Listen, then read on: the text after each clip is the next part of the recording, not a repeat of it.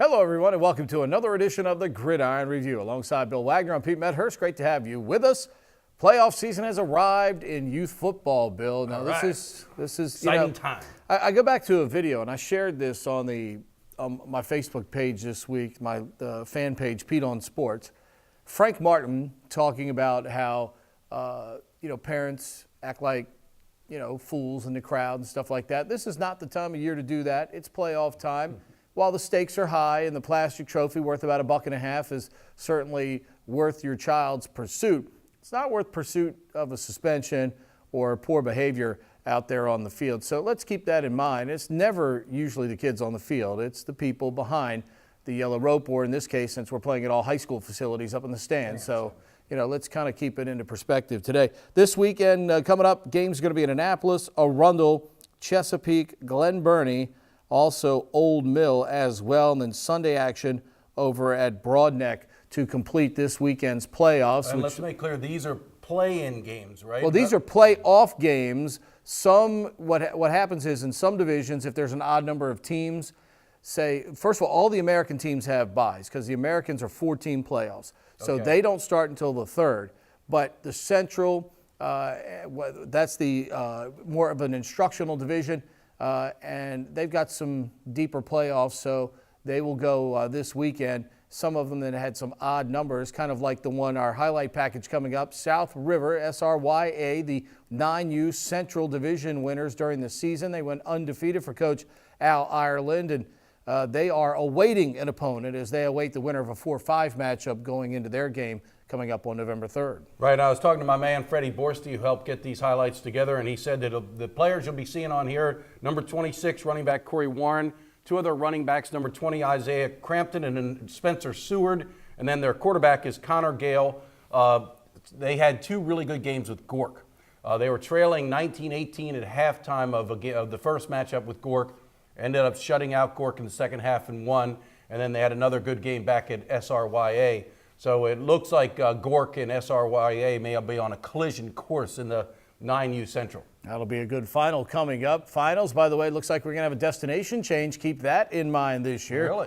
I think you'll like where it's going to end up this coming season. We're not prepared to announce that? Not prepared to announce it as of yet. We've got to make sure another I is dotted and a T is crossed, but I think you're going to like where it's going to end up this season. By the way, Connor Gale, good baseball player. His dad, Kenny's been coaching baseball down there at SRYA for quite some time. Always love those volunteers, people that do it for all the different sports. Without those volunteers, we could not make it happen. Coming up, we'll hit our high school segment. Big win for St. Mary's this week on the private school side. On the public school side, Ethan Williams just continues to move names over and make way for himself on the county and state record books. All that and more when we come back on the Gridiron Review.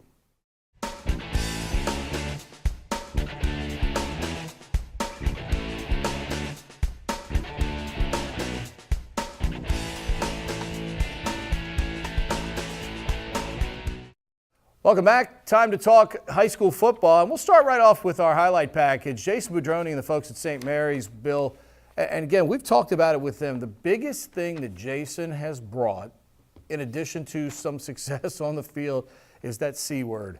Continuity, or S, stability. Stability with the S word, and that's something that this program has fought this decade for, and amazing when you finally get it, good results usually tend to follow. Right. Well, and they've got a nice coaching staff, as I mentioned last week. They've got a former Navy assistant, Jake Ganos, is on that staff.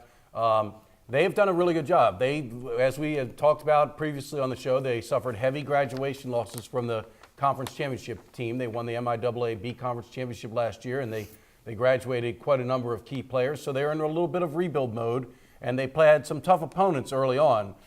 So they played Landon.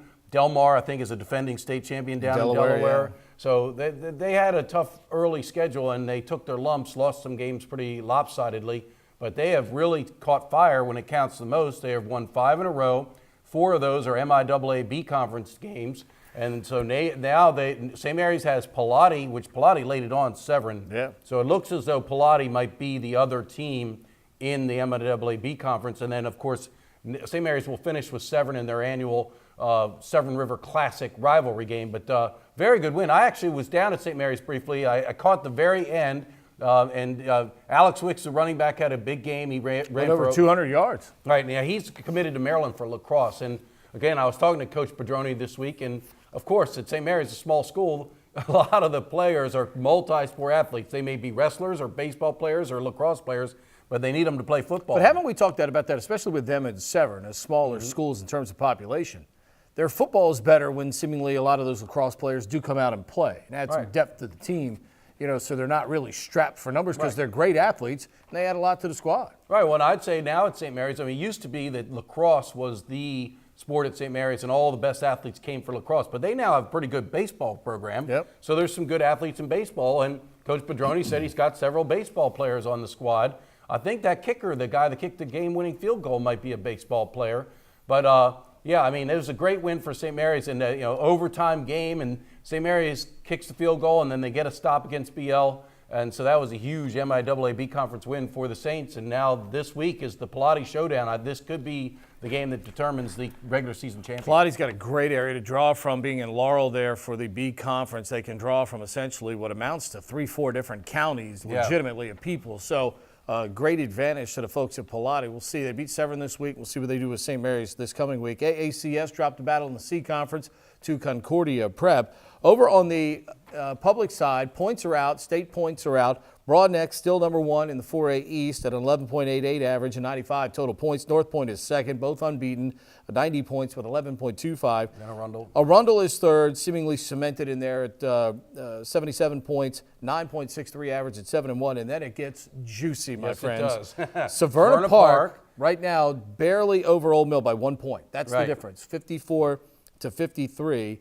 And a 6.75 to a 6.63 average right now between those two teams at 5 and 3, battling for those last 2 spots. And Annapolis sitting there on the periphery with South River at 4 and 4. If these 2 teams falter ahead of them over the last 2 weeks, maybe trying to jump up in there as well. Well, I talked to Bob Hoke, our high school sports editor at Capital Gazette, and he is pretty certain that Broadneck, North Point, and Arundel are in at this point. 2 games remaining. It would be a little hard for them to drop out of one of the top 4 spots. Big games this week. Severna Park plays Annapolis in a big rivalry game. Obviously, those 2 are both in the hunt. Old Mill plays Arundel. Old Mill needs this victory over Old Mill Arundel. wins this game. It's going to give them the huge bonus point advantage, and they would definitely jump in to that and number 4 that game spot. is at Old Mill, so this is a real statement game for Old Mill. And the Patriots have really played well the last 2 weeks. They've been coming back. That's right. Played very well the last 2 weeks. Meanwhile, in 3A, Chesapeake and Northeast, along with James M. Bennett, are all sitting there at 6 and 2. But you can tell, Bill, the decided advantage Chesapeake and Northeast have of playing some of these 4As in Anne Arundel County. Their point totals dwarf James M. Bennett, despite all having a 6 and 2 record. Chesapeake at 6 and 2 with 67 points and an 8.38 average. Northeast at 6 and 2, 56 points and a 7.01 average. Right. So, and that may be why Coach Brian Boblitz was saying if they could get one more win, they'd clinch. Now, they did not get that win. That was a hard-hitting, rough-and-tumble affair with Severna Park. Great game last week, 14-10. Falcons win it on a block punt by Wyland Tompkins, who not only blocked the punt, but recovered it and returned it with under 2 minutes to go for the touchdown to win it by a score of 14-10. Meanwhile, Arundel beat Chesapeake 49-21. Austin Sly threw for 270 and 3 touchdowns in that contest. And Bill, it's been amazing. Arundel's just kind of going week by week, by week, outside of the Broadneck game, week by week, just taking care of their business. And look, when you replace a legend, sometimes those things don't go very well. Ask the people. Bill Guthridge, you replaced Dean Smith at North Carolina, stuff like that. I mean, there are a million examples of a great coach moving on, but terrific job and focus by this Arundel club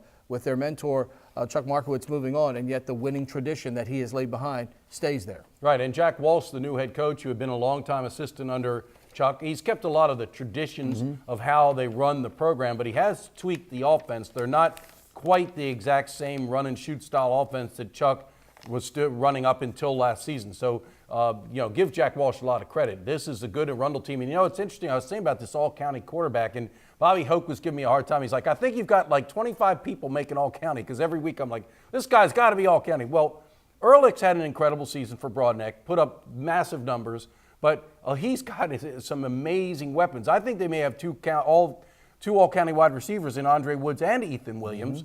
Austin Sly is very good.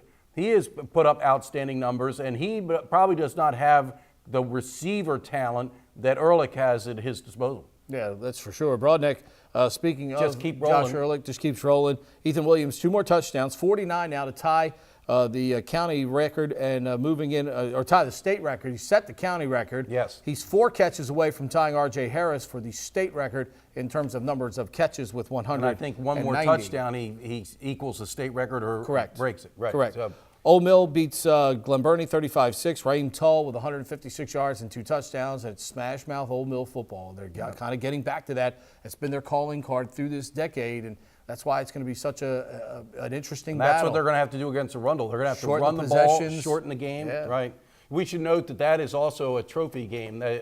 We talked about the Battle of B&A Boulevard between North County and Glenburnie. Well, that's kind of a new rivalry that developed after North County moved its facility over to B&A Boulevard. North County used to be, if you remember, at the old Lindale High School facility in Ferndale. So really, though, the rivalry game in terms of a trophy that is awarded is Glenburnie Old Mill. Yeah. And, of course, Amon Middleton continues to have a great year. I mean, how do you you're going to sort out running backs at the Raheem Tall, Amon Middleton, it's gonna be, Jason Carcamo from Broadneck. 2 guys from Northeast. Marcus Marshall from St. Mary's has It's got to gonna be in that picture. It's going to be an interesting lot of all-county backs. meeting. Yes, it will No be. doubt about that. Amon Middleton, 247, 3 scores, including the game clincher with under 2 minutes to go, 34-22 as Annapolis beats North County to keep their playoff hopes alive as well. When we come back, we will take a look at the pros and the colleges. How about those Washington Redskins? And Justin Tucker did something that he doesn't normally do, besides sing at Royal Farms.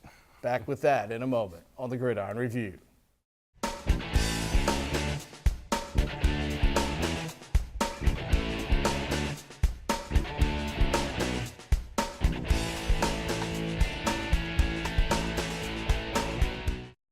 Bill and I are headed to San Diego this week. That's great. You know why, Bill? Why? Because there's a nor'easter coming to the East Coast. All right, yeah, well, I'm not looking forward to a 4-hour flight, but that's okay. Me neither. Me neither. But there's Yeah, going to be I a know. nor'easter here. We're going to the sunny palms of the Pacific Ocean, my friend. But we're going to also see number 3 Notre Dame taking on Navy. What has been a very good rivalry here in recent years. The Mids have obviously knocked them off a couple of times, but boy, this might be the best Notre Dame team they've probably faced since the one that made the playoff a few years ago and lost to Alabama. Right, well, I was writing in the paper, Ken Niumatalolo for the last 3 weeks has been able to tell his team that we're playing an opponent better than the one that just beat us. Right. They lost in overtime to SMU, played Temple, which was a better team in the opinion of the Navy coaching staff, lost to Temple by a touchdown, played a Houston team that is just on fire offensively. De'Aaron King and company, my goodness, they can get it done on the offensive side. I think they're averaging 48 points a game, second in the country. And now, number 3 team in the land, a team that people are touting as possibly being able to get into the college football playoff. Right now, I guess you'd say they'd be positioned for that. Yeah. And so Notre Dame's legit. Coach Niumat was raving about Ian Book. They benched Brandon Wimbush, who'd been the starting quarterback last year against Navy.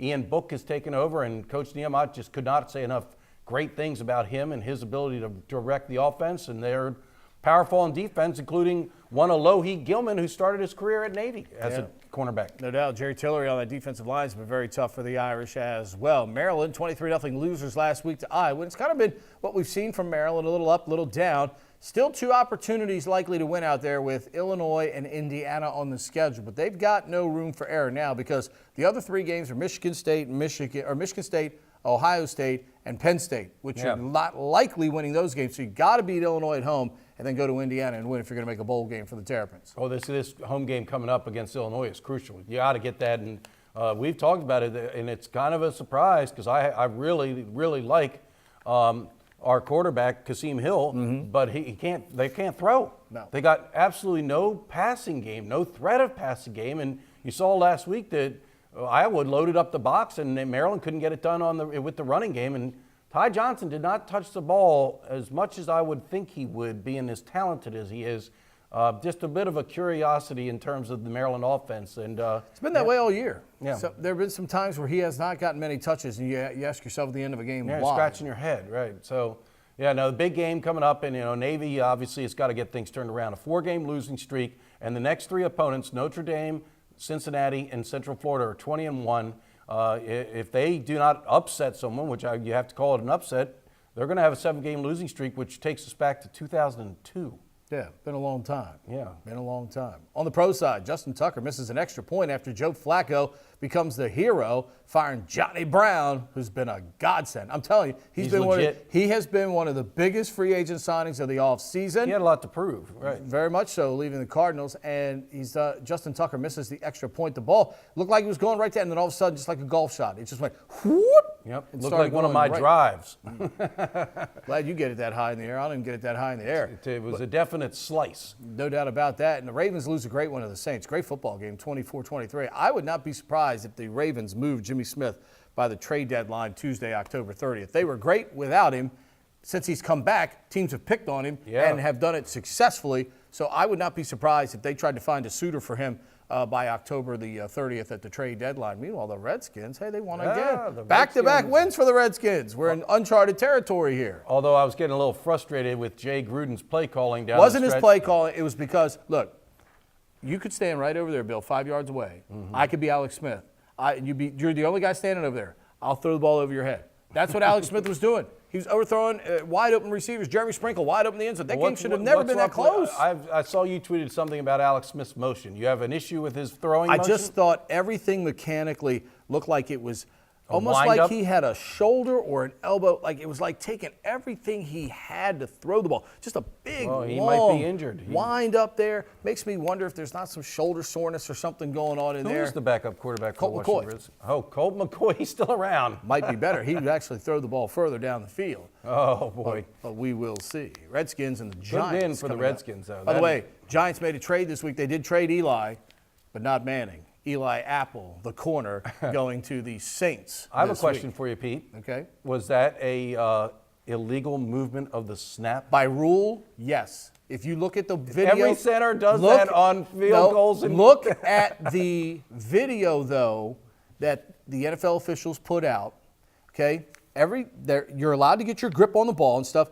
And he does take the wrist and move it like this in a snapping motion as opposed to the put your 2 hands on it and do this. He took it like this, and he actually simulates a snap by moving the ball.